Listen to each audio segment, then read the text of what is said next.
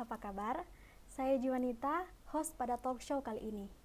Seperti yang kita tahu, AI sedang menjadi topik yang hangat diperbincangkan. Nah, kita akan membahas lebih dalam tentang AI dengan perspektif Lasalian.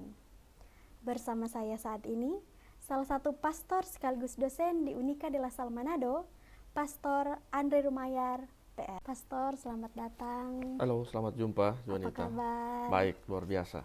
Wah, perbincangan kali ini sangat antusias untuk membahas mengenai implikasi AI, terutama di bidang pendidikan. Nah, Pastor, saya mau bertanya, sejak kehadiran AI dalam dunia pendidikan, perubahan apa yang paling signifikan yang Pastor rasakan, baik dalam kelas maupun berinteraksi dengan mahasiswa? Juga, apakah ada tantangan dan peluang yang muncul dari perubahan tersebut? Kalau berbicara tentang artificial intelligence, saya kira itu bukanlah satu hal yang sudah lama berkembang dan sudah menjadi kebiasaan. Ya. Ini masih menjadi satu hal baru yang mana kuncinya adalah banyak orang, termasuk mahasiswa, para siswa-siswi, harus mulai membiasakan diri dengan kecerdasan buatan. Dalam pengalaman saya, artificial intelligence ini kan kurang lebih mulai booming 4 atau 5 tahun terakhir ini. Dan mulai banyak orang yang mulai mencoba memanfaatkannya. Sekurang-kurangnya untuk kita di Indonesia dan di Manado ini. Nah, tantangannya adalah tentu dari dua belah pihak ini. Baik dari sisi pengajar maupun dari sisi subjek bina, para mahasiswa atau para siswa-siswi di sekolah. Dari sisi para subjek bina, mereka yang belajar tentu dituntut untuk secepat mungkin ya, menyesuaikan diri dengan adaptasi teknologi ini. Bahwa kecerdasan buatan ini dimaksudkan untuk membantu mereka dalam upaya pembelajaran. Dan bagi para pengajar, para dosen, para guru, ini juga menjadi satu tantangan tersendiri, sebab kecerdasan buatan ini dimaksudkan bukan untuk menggantikan posisi guru, tetapi untuk membantu para guru, para dosen, untuk meningkatkan kecerdasan keilmuan mereka. Dan ini tentu menjadi satu tantangan yang sangat serius, dan bagi para pengajar tapi juga para pembelajar zaman ini, hal ini bukan lagi menjadi satu halangan dalam pengembangan kualitas pendidikan, tetapi ini harus dijalankan bersama-sama, dijadikan partner dalam pengembangan pendidikan. Saya kira seperti itu, sehingga artificial intelligence ini bisa sungguh-sungguh sangat membantu dan memang menjadi anugerah bagi dunia pendidikan di era modern ini. Jadi bagi perkembangan teknologi ini mungkin diharapkan untuk para pendidik mengikuti perkembangan zaman dengan peningkatan teknologi yang sudah ada. Iya. Nah, menurut Pastor, bagaimana jika AI dapat diterapkan dalam pendidikan tanpa mengesampingkan nilai-nilai moral dan etika Lasalian? Sebagai Lasalian, kita sebenarnya menganut prinsip pelayanan yang di dalamnya ada inklusivitas, tapi di dalamnya juga menekankan kualitas. Nah, pelayanan yang dimaksud di sini adalah tentu bagaimana supaya pendidikan yang dipromotori oleh para Lasalian, yaitu orang-orang yang dengan spiritualitas de La Salle, itu sebenarnya memiliki kepedulian yang dalam terhadap orang lain, ya, termasuk dalam dunia pendidikan.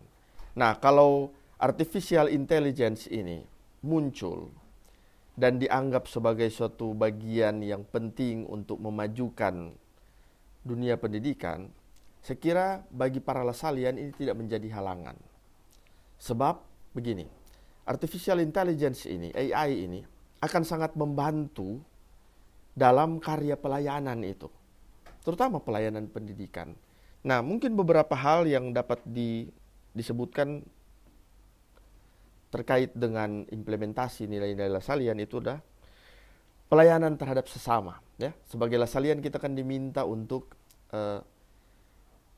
seal for service. Ya, kita diajak untuk memang sungguh-sungguh masuk, sungguh-sungguh peduli dalam pelayanan terhadap orang lain.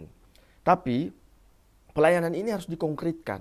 Dan dalam dunia pendidikan sebenarnya AI ini dapat membantu kita untuk lebih masuk mendalami kebutuhan orang. AI bukan menjadi penghalang, tetapi AI dapat membantu kita, para lasalian, baik sebagai educators maupun juga sebagai students, untuk sungguh bisa melihat kebutuhan sesama saya apa. AI dapat berperan di situ untuk membantu mendalami kebutuhan orang lain, termasuk dalam rangka belajar. Hal yang lain yang dapat disebutkan terkait dengan perkembangan AI ini, itulah soal inklusivitas. Kita tahu salah satu prinsip dalam Lasalian spirituality itu adalah inclusive community. Kita membangun komunitas yang inklusif. Dan lawannya adalah eksklusivitas. Dewasa ini kita tahu bersama bahwa ada banyak kelompok, ada banyak kepentingan, ada banyak organisasi, ada banyak gerakan yang lebih memilih dan mengembangkan yang namanya eksklusivitas. Nah, disinilah peran Lasalian sebenarnya akan masuk dengan satu, bukan lagi teori yang baru, tetapi mengedepankan kembali inklusivitas itu, yang terbuka, yang merangkul, yang mengajak semua orang.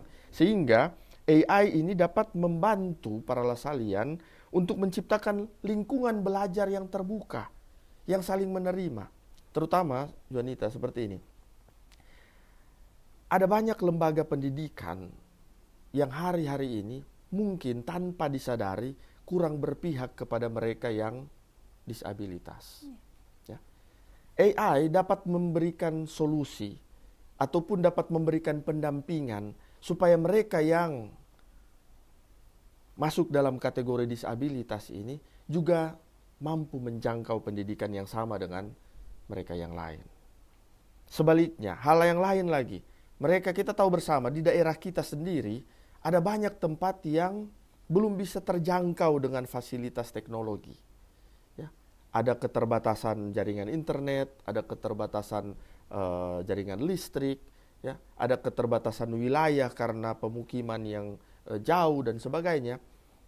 AI sebenarnya dapat membantu kita untuk menjangkau mereka yang berada di tempat-tempat yang sebut saja termarginalisasi seperti itu. Nah, hal yang lain juga, dewasa ini kita tidak bisa memungkiri bahwa kemajuan digital itu sudah sangat pesat dan sudah masuk sampai ke dunia pendidikan, dan pendidikan kita juga dituntut untuk bergerak seiring dengan dinamika digitalisasi ini. Saya yakin dan percaya bahwa perkembangan digital ini pun dapat sukses, dapat berhasil termasuk dalam dunia pendidikan jika dibantu dengan pelbagai sarana yang ada di sekitar kita, pelbagai fasilitas, termasuk artificial intelligence. Artificial intelligence dapat membantu kita untuk mengurangi kesenjangan digital ini. Sehingga mereka yang belum mampu menjangkau atau menyatukan diri, bergerak bersama dalam proses digitalisasi ini, mereka pun dapat terangkul ke sana. Hal yang lain yang saya kira sangat mengena dengan prinsip dan nilai Lasalian itulah pengembangan karakter. Di sini mungkin orang dapat bertanya, bagaimana mungkin artificial intelligence dapat memungkinkan orang mengembangkan karakternya? Nah, di sini tentu kita dapat melihat sejauh mana orang mengandalkan AI ini untuk meningkatkan produktivitas dirinya. Kamu adalah orang-orang muda, ya. Kita semua adalah orang-orang yang dipanggil bukan untuk duduk santai, bukan untuk diam tanpa bekerja, tetapi sebagai akademisi kita diajak untuk bergerak menciptakan hal-hal yang baru, yang produktif. Dan ini akan sangat membantu. AI hadir di sini untuk menemani perjalanan produktivitas manusia sebenarnya. Nanti kita akan diskusikan sebentar bagaimana sebenarnya posisi AI yang sebenarnya ya dalam pengembangan dunia pendidikan ini. Hal yang terakhir yang dapat saya katakan terkait dengan implementasi nilai Lasalian ini adalah soal etika dan tanggung jawab. Tentu kehadiran AI, artificial intelligence ini tidaklah mengesampingkan etika dan tanggung jawab manusia. Ketika kita bicara soal moralitas, ketika kita bicara soal nilai-nilai kehidupan, ketika kita berbicara tentang tanggung jawab seorang terhadap yang lain, saya kira AI selalu dapat digunakan sambil orang diajak juga untuk mempertimbangkan bahwa nilai-nilai kemanusiaan tetap menjadi hal yang prioritas. Jadi maksudnya ketika orang menggunakan kecerdasan buatan ini untuk semakin mengangkat kemanusiaan sesamanya, maka itulah hal yang positif. Nah, Pastor, apakah ada saran bagi para pendidik maupun mahasiswa untuk menghadapi era AI dan perkembangan zaman di era teknologi yang sudah berkembang ini? Ya, baik. Ini satu pertanyaan yang bagus sekali. Tentu kita juga diperhadapkan dengan kekhawatiran bahwa kehadiran AI ini akan mengancam, ya sebut saja peradaban manusia. Bahwa mesin, teknologi ini seolah-olah akan menggantikan peran manusia. Dan tentu hal ini bukanlah yang dimaksudkan dengan kehadiran artificial intelligence. Mungkin yang dapat saya katakan, baik juga kalau kita mengingat pesan dari Paus Fransiskus pada Hari Komunikasi Sosial Sedunia tahun 2024 ini dengan tema kecerdasan artifisial dan kebijaksanaan hati menuju komunikasi yang sungguh manusiawi. Di sini Paus Fransiskus sebenarnya menekankan hal ini, bahwa kendati artificial intelligence ini muncul, teknologi juga berkembang, proses digitalisasi juga sangat masif terjadi. Akan tetapi hal yang tidak boleh dilupakan atau tidak boleh diabaikan itulah kebijaksanaan hati manusia. Kenapa? Karena di sanalah terdapat integritas, empati, dan kasih sayang yang tidak pernah akan bisa dihadirkan oleh teknologi atau artificial intelligence yang muncul hari ini. Oleh karena itu, bagi para pengajar tapi juga bagi para pembelajar, kita diajak untuk pertama tentu memanfaatkan perkembangan digital ini, artificial intelligence, dan kemajuan teknologi ini dengan sangat bijaksana.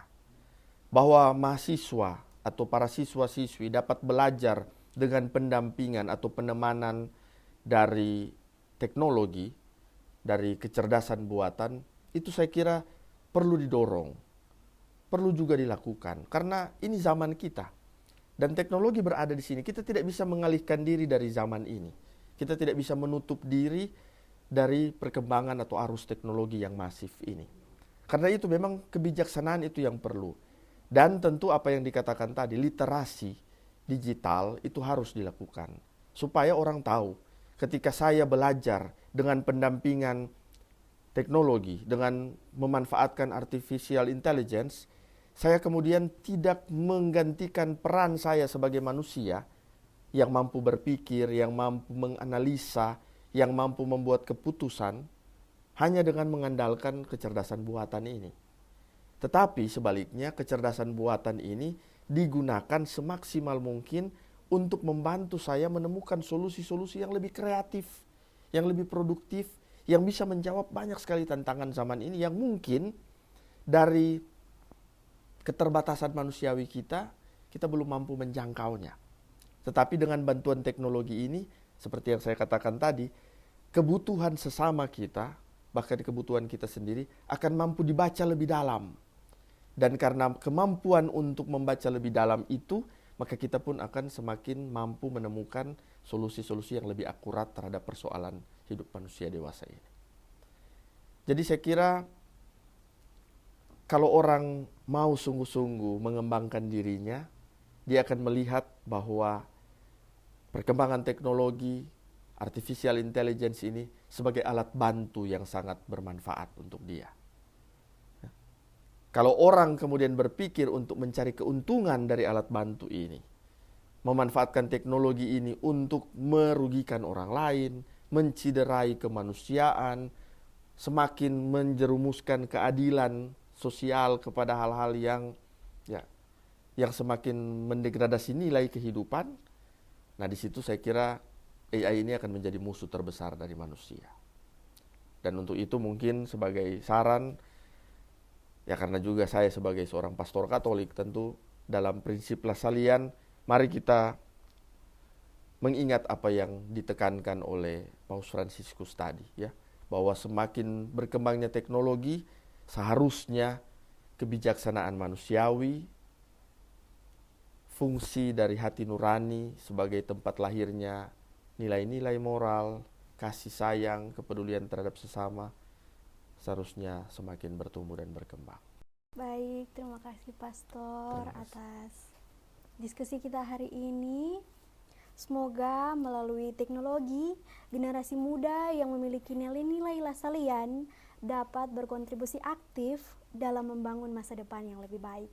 Terima kasih Terima kasih, Pastor Wanita. sudah berbagi pengetahuan dan pengalamannya yang sangat berharga. Itulah dia keseruan diskusi kita kali ini bersama Pastor Andri Rumayar. Semoga diskusi ini memberikan wawasan baru dan menginspirasi teman-teman semua. Sampai jumpa lagi di lain kesempatan. Animo Lasal. Lasal.